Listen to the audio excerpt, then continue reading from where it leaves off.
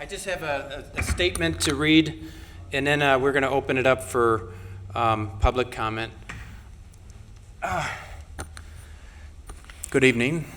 I would like to open this Thursday, August 22nd, 2019 public hearing for the purpose of gathering public comment on possible locations of cannabis craft growers and dispensary establishments in commercial districts, as well as cannabis cultivation, infusion, processing, transportation uses within the village's manufacturing districts. And just to say, those were those two maps you have there. The map closest to the congregation here is for the manufacturing, for the cultivation, infusion, processing, and transportation uses, and the one closest to me is for the commercial districts for dispensing. Again, we have handouts at the table there that explains the definitions of what it is we're talking about here today. The draft zoning maps on display today have been developed utilizing a modified model zoning ordinance provided by the Illinois Municipal League with current allowed medical cannabis restrictions. This is simply a starting point for discussion and discovery purposes. Based on public feedback today and throughout the process, there'll be multiple opportunities for the public to be heard after today. The Village Board of Trustees may loosen or restrict these uses further or even decide to opt out of adult use cannabis altogether. The village cannot, by law, opt out of medical cannabis dispensary cultivation, which at this time is regulated to the manufacturing districts. After today's hearing, the public comment collected will be shared with the Village Board of Trustees at their regularly scheduled August 27 Board of Trustees meeting. That's this coming Tuesday next week at 7 p.m. From there, the issue will be sent to the Planning and Zoning Board, which is charged with making a recommendations on if or where cannabis businesses can be located or could be located within the Village of Niles. There will be a special meeting of the Planning and Zoning Board to take up this issue on September 16th, 2019. Who can tell me the time of that meeting? 7, thank you. And that's in this room, correct? On that date, there will be more opportunity for public to provide comment. Thank you for being patient tonight. We will now begin public comment. I ask, there's not a lot of us here, so I don't think we need to keep the comments to 3 minutes, but just be aware where everyone wants to be heard, and we'll go from there. I'm going to be copying. We are being filmed, right? Are they filming back there now? Okay. We are being filmed, so it will be available on the web, and it'll be played back on 99 and 66, right? 6, excuse me. Oh, it's been so long since I've... Okay, so who would like to speak first? I don't have a list. David, thank you.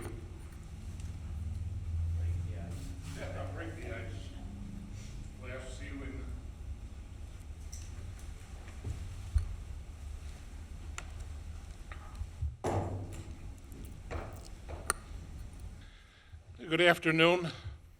My name is Dave Lasky, L-A-S-K-E. I've been a resident of Niles since my parents bought a home out here when I was still in grammar school in 1953.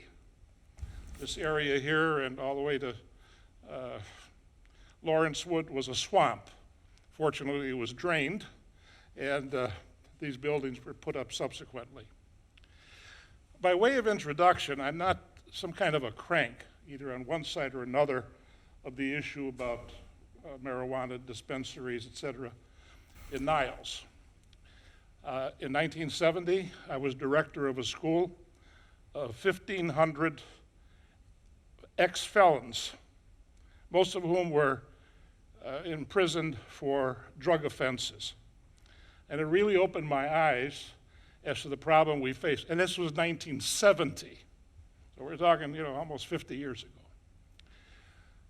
I taught criminology, victim studies, corrections, et cetera, for undergraduates and graduates at a local university.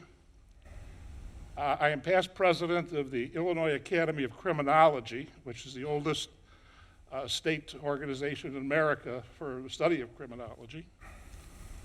I served as executive director of the House Senate Committee on Medicare Fraud for 2 years, and during that time I also became privy to the problems of what today we call opioid prescription writing. I also co-authored a book called Schools Under Siege. It was a book that we examined school districts and county jails, not prisons, but jails. That means they're there for under a year, between Gaithersburg, Maryland, and all the way out to Los Angeles. I did the one in Los Angeles, and the prisoners wouldn't talk to me unless I gave them a carton of cookies, Oreo cookies. Give them cigarettes or cookies, and I'm not a smoker, so they got the cookies. So I have experience dealing with drugs acting as gateways, etc. I was very disappointed for the June 11th meeting because Mr. Clicker came up and gave such a glowing report about how much revenue was going to be generated by having these dispensaries, or whatever you want to call them, here in the Village of Niles. And he referred to the Pueblo County research project. Now, the project that he was referring to was the only one that was done at that time. And he only gave the good part. It generated this income, you know, the county benefit, et cetera. What he omitted to mention, which was supplemented by the Christian College of Colorado, was that there were 800 additional transients that came into the county because this was a place in Colorado where they could initiate taking these drugs that were available. And where did these 800 live? On the street. They lived in the parks. They lived on somebody's lawn, put up a pup tent, and stayed for a while. There's a tremendous literature available on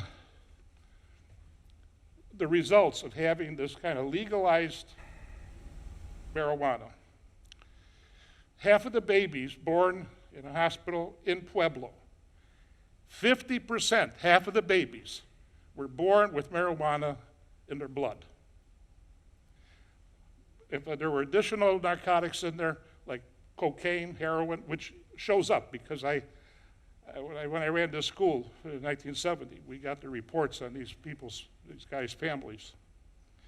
There was a 149% increase in the schools in Pueblo for juveniles bringing and or using marijuana in the schools. There's cutting classes, not doing the homework, arguing back and forth, security having a problem, etc. Professional pharmacological research has shown time and again that there are terrible consequences for this marijuana smoking. We banned cigarette smoking because it was bad for the health, but somehow now marijuana cigarette smoking is going to be a wonderful benefit. Well, that's baloney, folks. There are chronic problems with cancer among these smokers, lung damage, bacterial pneumonia, and poor pregnancy outcomes, where oftentimes a lady will lose the child. Studies have also indicated the neurological, psychological decline in users from childhood into early adulthood. So I'm not convinced by Mr. Clicker's economic benefit to this. The real important questions are, what are the problems that occur in communities that have these things? I come from sort of a police family. My mother was a police officer. My grandfather was a detective in Chicago.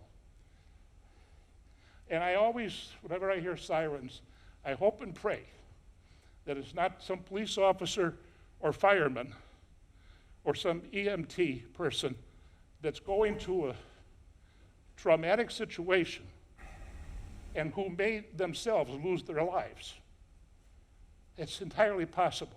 If you look on Arts and Entertainment Channel, you see this program Live PD, which is on Fridays and Saturdays, or you watch National Geographic program, they're Drug Incorporated.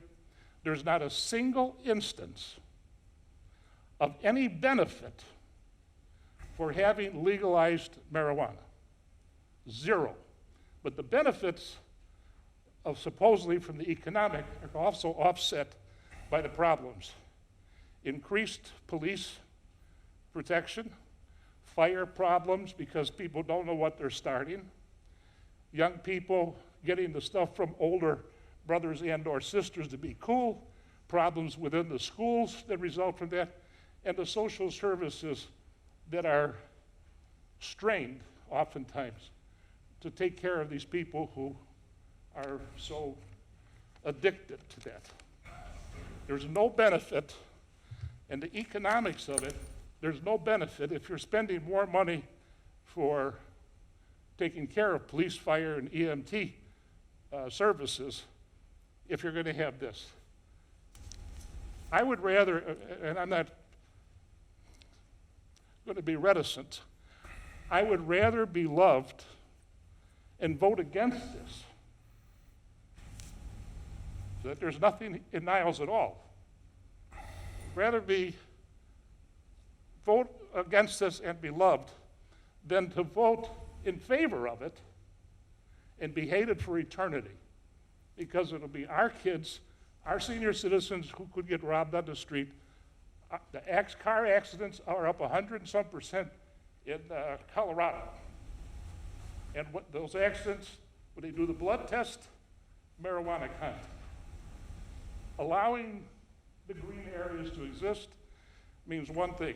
It's going to be a problem for us as citizens, for our policemen who are on the street, for our firemen who have to respond to critical situations, and to the social services who now are going to have a larger population to deal with. And I think I've only took 2 minutes. Thank you, David. Thank you. Thank you very much.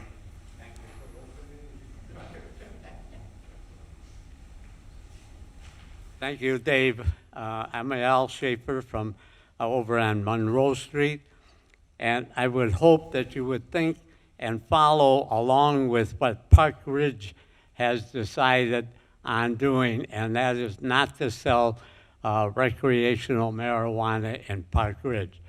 There is not going to be any benefits. Of course, I can't outdo what Dave just said, but there's not going to be any benefits. They are all on the negative side. And if we think we're going to get a little extra money for the tax revenue coming from this, it's going to be offset with all the problems that we're going to have from it. Thank you. Thank you, sir.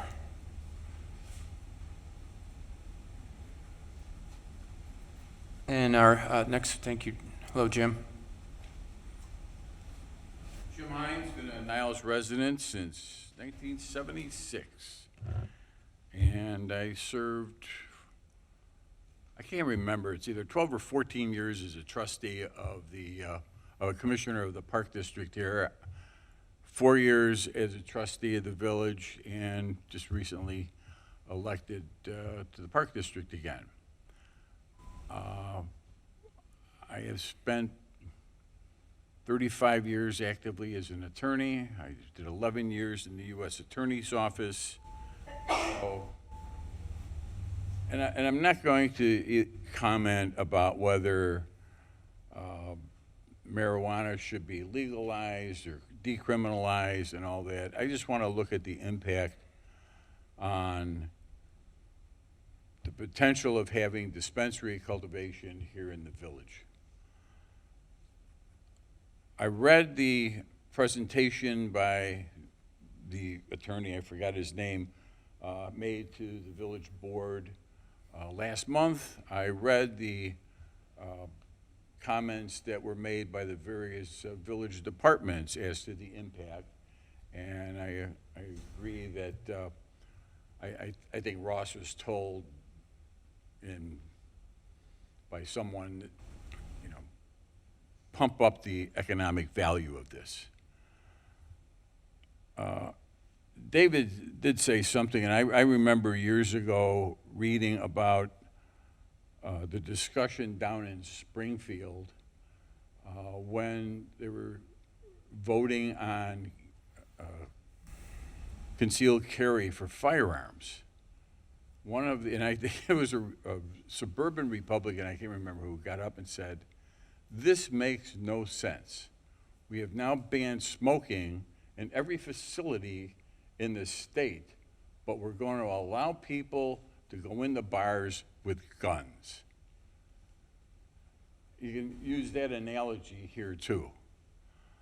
I mean, with all the work we have done to make this a better village, a better society, now I guess it's the newest thing to let everyone who's an adult have access to marijuana.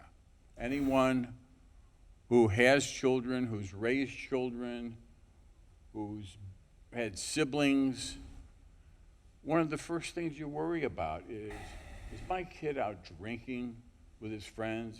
Is my kid out, smoking marijuana or getting dope? You worry about that all the time. This is just going to exasperate all of us to make this even worse. Because unless you're completely naive, every kid who's from 7th grade on is going to have access to liquor if they want it, access to cigarettes if they want it, and they're going to have access to this. The thing that I think was most important was the impact this potential legislation, the potential placement would have on the village. Family Services knew there was going to be a big negative there, especially with youths over time. The fire department is going to have to be more alert and do more investigation and fires in especially the emergencies that come up. And the police department, same thing. But there's also something with DUIs. How do you test for marijuana when you see someone weaving down the street at 1 o'clock in the morning? There aren't any reliable tests unless you end up having to arrest the person, take them to the hospital, do a blood test, and wait a week to get the results. What's the impact on our schools? Dave's personal experience on that is much more than mine. But contraband in schools is always a problem. Security in schools is a problem. This is just going to make the problem worse. And hospitals, the immediate care facilities around here are going to see an influx. And what does that do with more money is going to come into the village? Is the village going to take that money and give it to the schools? Give it to the hospitals? No, they're not, nor should they. The village staffing is going to have to be increased. And you have an assistant liquor commissioner who goes around and checks on, not paying cigarette taxes, making sure the taxes and the liquor is paid, making sure the liquor establishments don't serve underage kids. That's a full-time job. Should be 2 full-time jobs, I think. Now, you're going to have to add more staff for that. That also is going to eat into the, big amount of money the village is going to get. And the fact of cannabis cafes. Boy, you're going to have about 2 police officers sitting out front of that all the time to keep an eye on what's coming out of those cafes. Public health, insurance, testing. Why are we doing this? Why are we doing this? We're doing it for money. That's all it is. The legislation is set up as a money grab for the state, for the city of Chicago, for the counties, for each village. don't do the money grab. That's all this is. I raised my children here, my grandchildren are being raised here. I don't want them being exposed, going down Milwaukee Avenue or Toohey or wherever, and, you know, oh, I can buy marijuana here, and you're telling them you're not supposed to smoke dope. But boy, I can't wait till I'm 21 where I can go smoking dope. What kind of a message are we giving to our children and grandchildren by taking this, and it's all just for money? Niles isn't stuck in poverty. Our finances are good to excellent. Why are we doing this? So we have more money to spend? That's not the way we should live. Thank you. Thank you, Jim.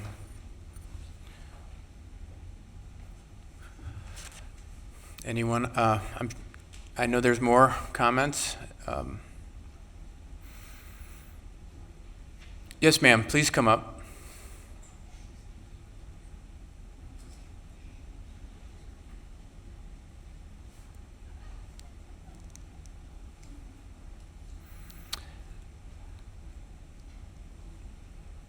Just your name would be nice. Sherry, Sherry, thank you. and I agree with the two men said most of the things I would say, but to make it short, if they have legalized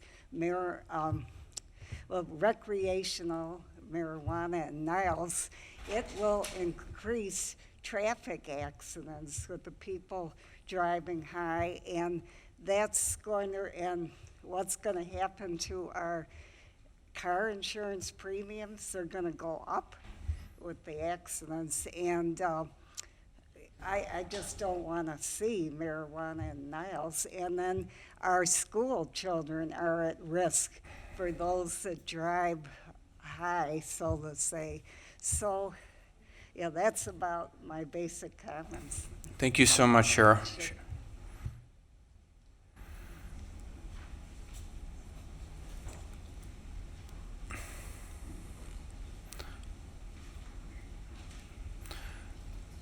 Rosemary. You knew it was inevitable. Good evening, Rosemary Palicki. I've been a resident of Niles for 43 years. I had the honor of serving as a trustee for 4 years, along with Jim Hines and Chris Sanusiak and Danette Mateus, who's a current trustee, and I think John Jeckett. Denise, I don't think we kind of changed places at the time. I don't have anything as eloquent or as well prepared as Dave Lasky and Jim Hines, but I speak from my gut more, and that is that when I think of Niles and I think of the word values, what are our values here in Niles? And my experience as a resident and sometimes as a member of the Board of Trustees was that values is spelled not with an S at the end, but with a $sign at the end. And I feel that is really, or at least that's all that I have heard in the presentation supporting marijuana for the village, was how much money we would make from it.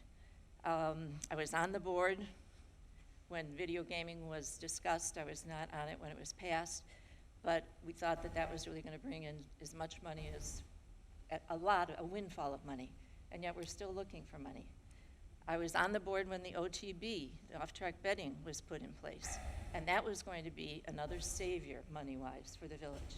That building, as maybe many of you know, has been vacant for a number of years, and the OTB, I don't believe, ran or operated for more than 5 years, and the projected income from it never realized consistently what we thought we were going to get as far as tax money. And now, I think the only reason we're talking about marijuana is because there will be tax benefits to the village, that we will get some money for it. But at what expense are we doing that? You know, we have the slogan here in Niles that it's possible here. And to me, in the context of marijuana, that's a very negative slogan to have, that it could be possible here. I was very disappointed that the state of Illinois passed this law, but they did. And so now it has come down to the municipalities. And I really would urge the trustees to either take one of two steps, first, maybe three. Listen to the people that are speaking and who are sending you comments, and also to consider either weighing this, putting it on the back table, waiting a year, as some other communities have, to see what is the effect of marijuana in neighboring villages, and is it worth the price to the Village of Niles? We heard from the police chief who just walked in at the June meeting, and the fire chief who's here, as other people have mentioned, and the head of human services, that there will definitely be a financial and a human expense. And that's what I'm concerned about, the human expense that will be a part of Niles as a result of this. So I'm really urging the trustees to consider this seriously, to make sure that they know, that they give us, the voting public, an explanation for why they're supporting it besides taxes. Taxes is not enough reason, in my opinion, to jeopardize the reputation of Niles as a family community. And for those of us like myself that have been long-timers, this is the place that we used to say family counted, and we prided ourselves on it. Within the past 10 years, we received an award because it was the best place to raise a family, to raise children. And I really feel that that should be first and foremost when we make a consideration about compromising or getting rid of our values as a family community. Thank you. Thank you, Rosemary.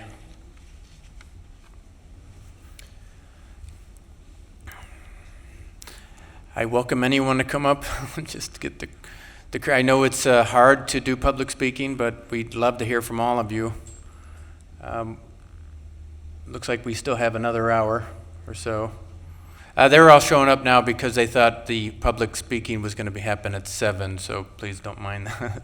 They're not really late. Have a seat. Go ahead. Come on in. Unless you're trying to prevent people from leaving.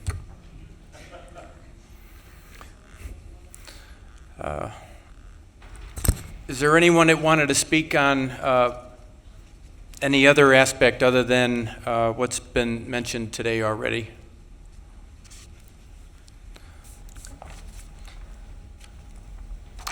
Denise.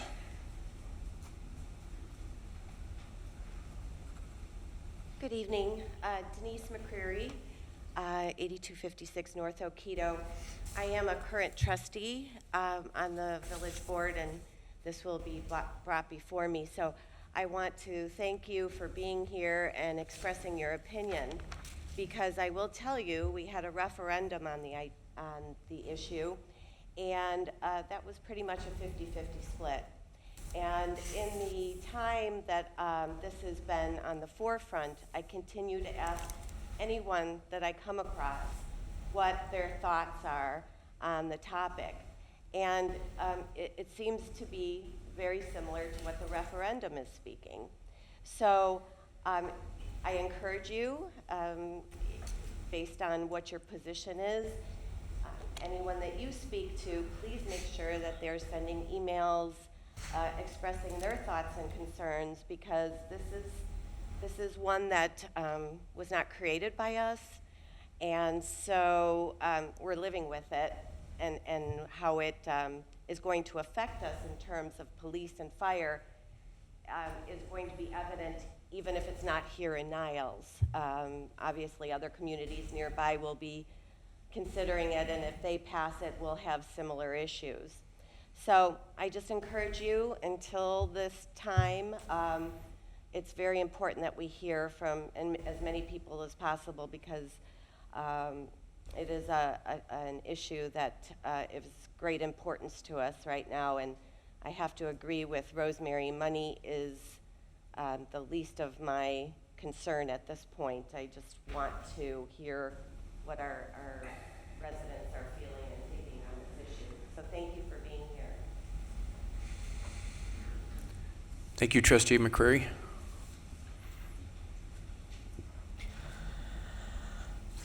I know there's more individuals out there that had interest in speaking. We will be here for another hour, so if you'd like to take a 5-minute break and chat, maybe relax a little bit more, we can start talking again. I'd be more than happy to recess for 10 minutes. Is that okay with everyone? Okay, we'll stand at recess. We'll start up again at 10 after 6. Thank you. And if somebody wants to make public comment but they don't want to speak into the microphone, we do have forms if you'd like to fill them out, and it is going to be part of the record.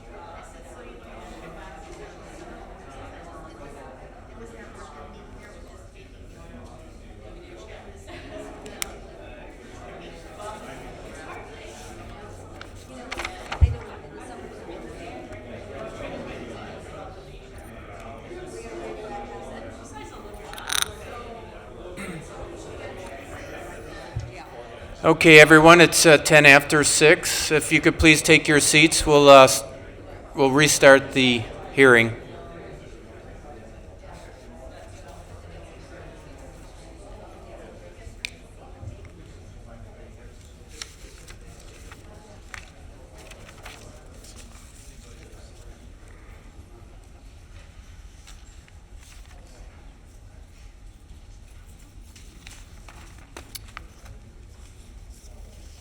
Thank you. So far, we've heard from 7 residents, and we very much appreciate everything that you've shared with us. I'd like to open up the microphone again for continued comment.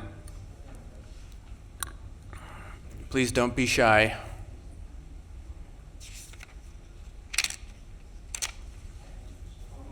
Hello, Chris. Good evening, Steve. Good Is that evening to turned on? everybody Yeah, here. okay. The only thing I ask is, earlier Trustee McCrary was saying, she was thanking everybody about their opinions and their feelings. I just want everybody to make the decision based upon facts, not opinions, not feelings. The information, the data that's out there, all the information is there in Colorado, what's been going on with all the drugs, with the police, all the incidents, the crime rates, everything that's happening. And now Colorado is considered the biggest state of exporting illegal marijuana throughout the country. I'm sure everybody's seen these documentaries. Please think about it and make your decision based upon facts, not people's feelings and opinions. Thank you.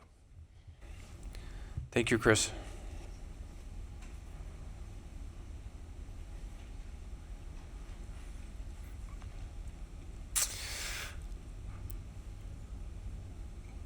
Please.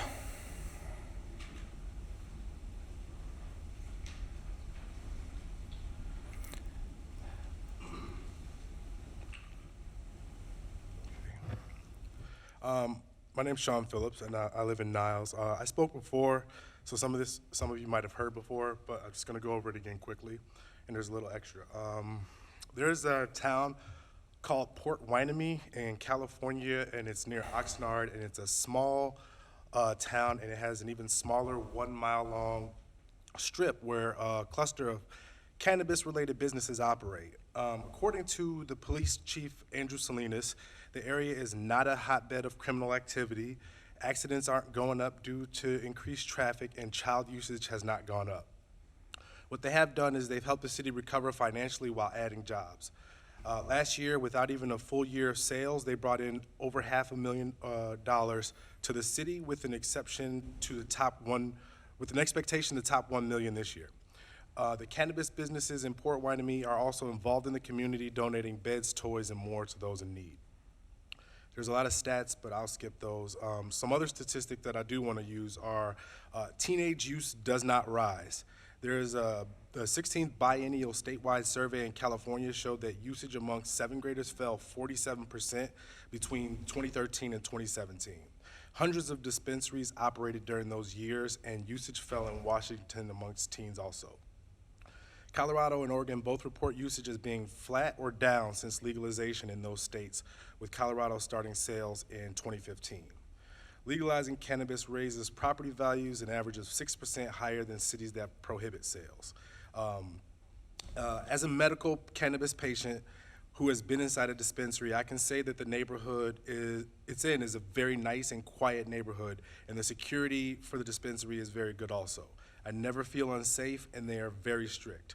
They wouldn't even sell to me when I first got my card because the picture was oriented the wrong way on the card.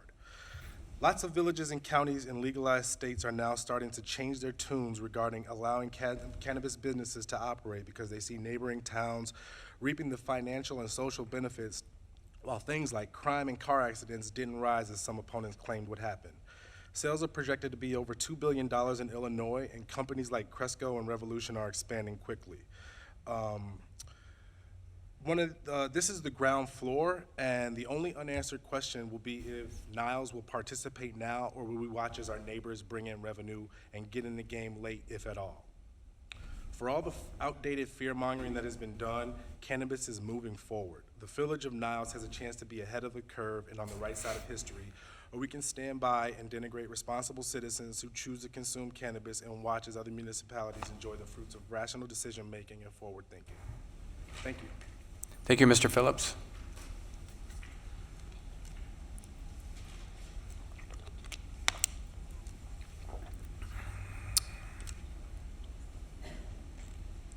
I don't think I used my full 3 minutes, so I'm going to take another minute. This is an incident from last year about I think everybody heard about this forest preserve worker accused of DUI while he was on work driving a forest preserve truck. Authorities say Caleb Railings, 20, had marijuana in his system, was speeding when he plowed a forest preserve dump truck into a line of cars in Elk Grove Village on June 30, killing a Bloomingdale man. So if we're going to talk about it, it does kill. And if we're going to actually go ahead and allow these things, I think the village should have randomized drug testing for all employees and all elected officials. Thank you.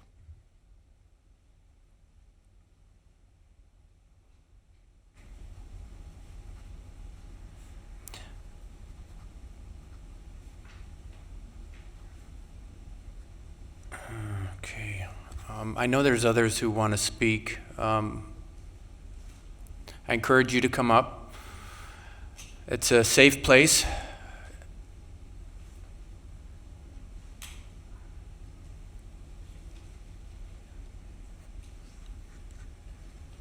Hello, sir. My name is Bob Bell. I've been in Niles since 1973. All the kids have grown up here, gone to school here, and enjoyed life in this lovely village of Niles. I hadn't planned on making any statements at this meeting. I think David has made it very clear, and all the others who have made statements made it very, very detailed and clear as to why we shouldn't have marijuana in Niles. There's no conclusive proof that using it is safe as far as I'm concerned. Look what's happened with vaping and all the problems that it has caused. I'm not a medical expert, but I still feel that anybody who uses it is affected. Driving, working, doing anything, it does affect your body.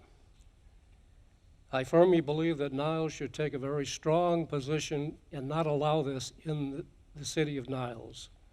It'll say a lot about what we are in Niles and what kind of a city we are. That's it. Thank you, Bob. Was that Bob Bell? I think so, yes. Thank you, sir.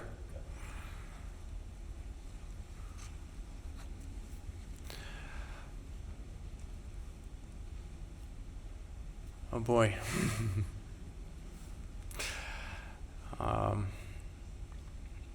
You know, I would take questions, but I'm afraid I may not have answers for you at this point. But ultimately, what we want to hear from the public is in regards to potential zoning or not for dispensaries for legalized recreational use.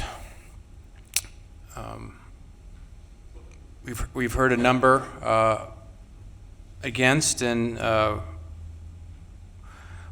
one on the fence and one for. Is there anyone else maybe who is interested in voting, or not vote, excuse me, but interested in speaking as an opponent? Yes, sir. Hello. So I'm a recent Niles resident. I'm actually not decided in terms if I'm for or against the recreational use of, cannabis in Niles. What I would say is I'm probably more so, on the fence, and I definitely agree with the lady that mentioned perhaps if we take a year, right, to look at perhaps Lincolnwood or Skokie and figure out what their best practices were. Where do they encounter issues? Perhaps we could leverage some of those learnings and implement them here if we do decide to go that route. And then perhaps in the course of that, investigation or research, if we find that, you know, the negatives outweigh, you know, the pros, or I should say the cons outweigh the pros, then, you know, perhaps we can make a more informed decision here. You know, but I definitely agree with some of the other speakers that we should lead with facts, right? You know, whatever way you stand on that or what it means, but I definitely, you know, support the, you know, fact-based discussion around this topic. So, you know, I'm still processing a lot of information myself and facts, but, you know, but I think that eventually, I think society eventually is becoming more accepting and more open in terms of cannabis use. So it may not be this year or next year, you know, but I think ultimately as, you know, time evolves, that people's perceptions are becoming more and more open, you know, in terms of, you know, the use of cannabis, right?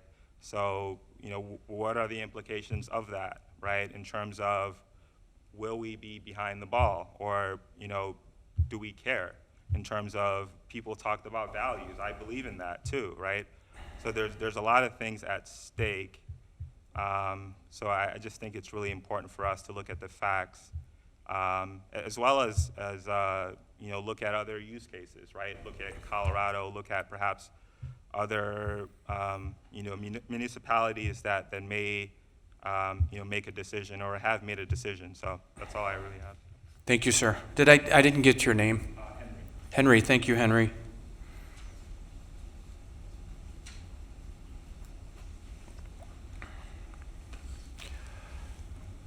So that's 2 on the fence. Oh, come right this way.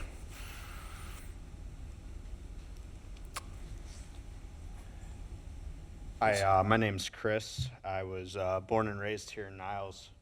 A lot of insightful comments. I think for me, just wanted to provide an input, hear a lot of people sort of speaking on the negative effects on the village, on the police, things of that nature. I guess the input I would like to give on that is Chicago, who is almost certain to pass it, has a dispensary right on Milwaukee Avenue, Zenleaf at Milwaukee and Devon. There's other neighboring municipalities, Skokie, Morton Grove, Des Plaines, who are on the fence, arguably, right now, maybe leaning more towards it. I think Niles, regardless of whether or not, you know, Niles passes it for recreation, I think we're still going to have to deal with the effects. And so my input is, with the potential tax revenue from adult use cannabis, could that help to offset some of the negative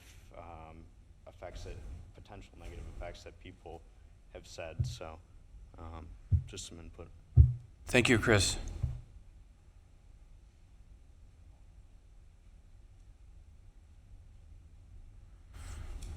Just writing these down, although we have it recorded.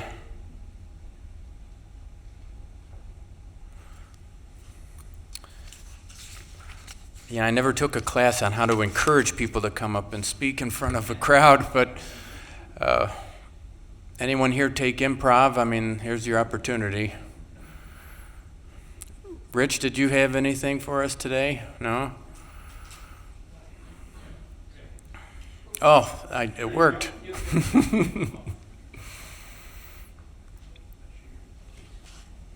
Thank you, sir. My name is Rich. I've lived in Niles many, many years. I guess I'm not sure where I'm at with the whole issue yet, so I guess you can put me down as in the middle of the road. What concerns me is the fact it is already legal. So the legality of it's going to happen whether it happens here in Niles or not. I think all the issues with our great policemen back there, they're going to be confronted with the issues to begin with. Niles has many, many quarters of traffic from Chicago, Skokie, all these other places that are going to be selling it.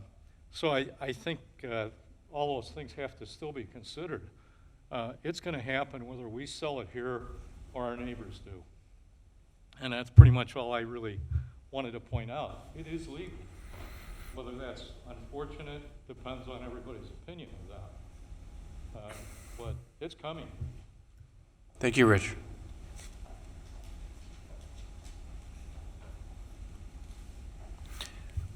Well, we will be here till 7. I could take another 10-minute break and let people talk. We do have, individuals here. If you want to speak with anyone from the police or fire department to ask how it may impact them or their departments, we've researched this quite a bit, and we also have board members and staff to be more than happy to answer questions or take questions down that you would like answered. We can come back to you and try to do what we can. How about we start again at 6:35? Take a quick break, see if anyone new comes in or if anyone else wants to provide some additional feedback. Okay, we'll stand at break until 6:35. Thank you.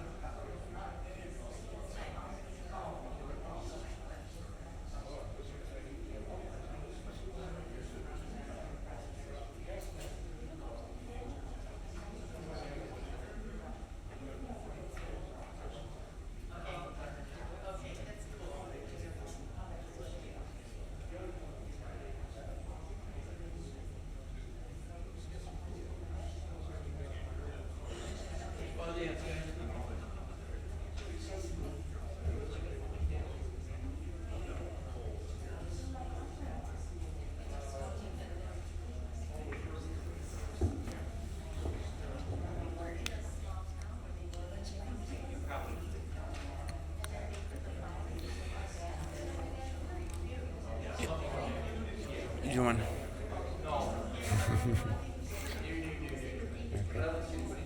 Yeah.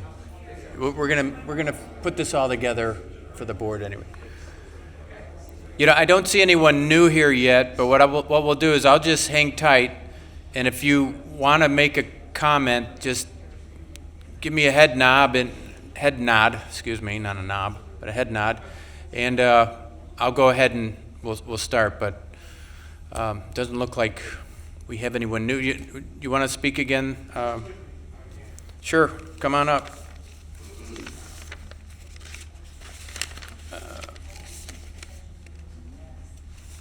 Sean Phillips, yes. Just one second. It's in Colorado. The Colorado Division of Criminal Justice did a report after 5 years, and just a few things. The Colorado DUI cases overall went down 15% from 2014 to 2017. And filings for juveniles under 18 remained at the same level as pre-legalization, and this is with a 66% increase in the number of trained drug recognition experts from 129 to 214, and thousands of additional officers have been trained in advanced roadside impairment detection. So I just wanted to put that as kind of like my last piece, because I believe that DUIs and cannabis use, they don't really go hand in hand. And I think that the statistics bear that out. Thank you. Thank you, Sean. Yes, sir, please come up. Sorry, I didn't really I've never been to anything like this. I didn't really come prepared. I feel like I'm too casual, but I had a couple questions. I'm a little confused because I hear crime goes up, crime doesn't go up. DUIs go up, it doesn't go up. It's one or the other. And my concern is I come from property management. I work in real estate. I have my own little management company. One little property of ours, family, in the city last year. This is the second time we've had this issue, but somebody was selling drugs, marijuana. We weren't aware of it. City came by, something happened, somebody got arrested. It was brought to our attention. We had to pay somewhere between 12 to 14,000 in fees, requests that we were asked. We had to put cameras all over our property. We had to do all sorts of different things. And this has been a concern of mine. I've been going through all the other properties that I work at, whether in family or for our clients. I have some clients with buildings on Milwaukee Avenue here in Niles also. I'm trying to enforce a no smoking policy in my building. And I got all the documents that I need from a buddy that works for a very large management company. And the problem he told me is, how do I enforce this? I got one person that comes in, starts smoking weed.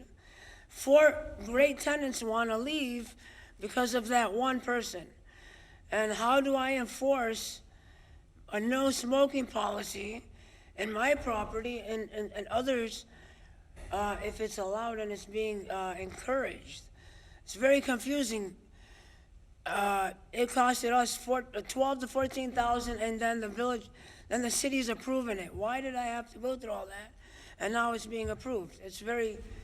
And how would I be able to enforce it? Would it be easier for me to evict tenants if they no longer follow our policies?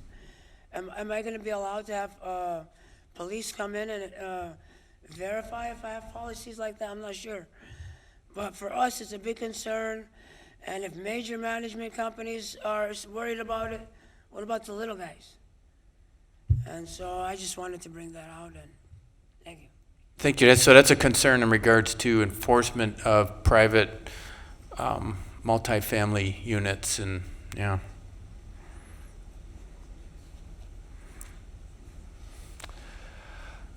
Oh, you could just talk amongst yourselves unless someone wants to, because we are here till 7.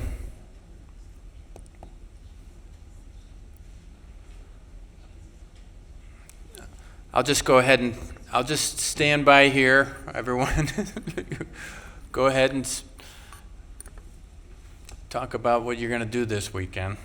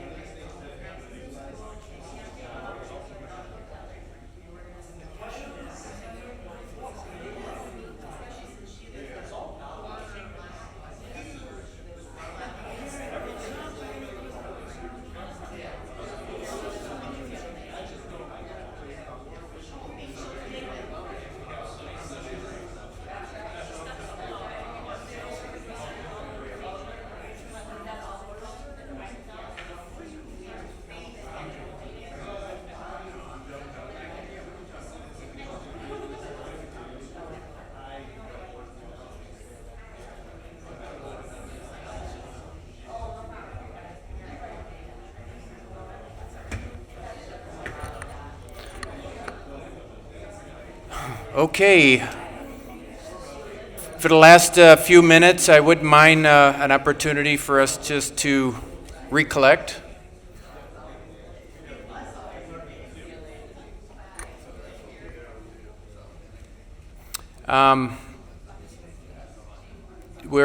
Do we have anyone else that would like to provide public comment? Anyone?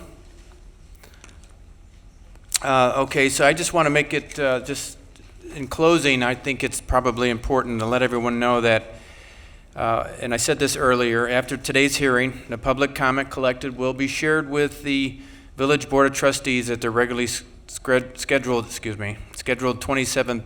27th Board of Trustees meeting. That's Tuesday. From there, the issue will be sent to the Planning and Zoning Board, which will be charged with making recommendations on where or if the cannabis businesses could be located within the village. There will be a special meeting of the Planning and Zoning Board to take up the issue September 16th. That's here at 7 o'clock. On that date, there will be more opportunity for public to provide comment. We do have lots of information out there. We have information, there was a presentation given in June. It's on our website, on NTV. It just shows what staff has investigated in regards to legalization of recreational marijuana in the village of, not the Village of Niles, but in the state of Illinois, and approaches those issues. We also have other information on our website for the residents to help educate themselves on the issue.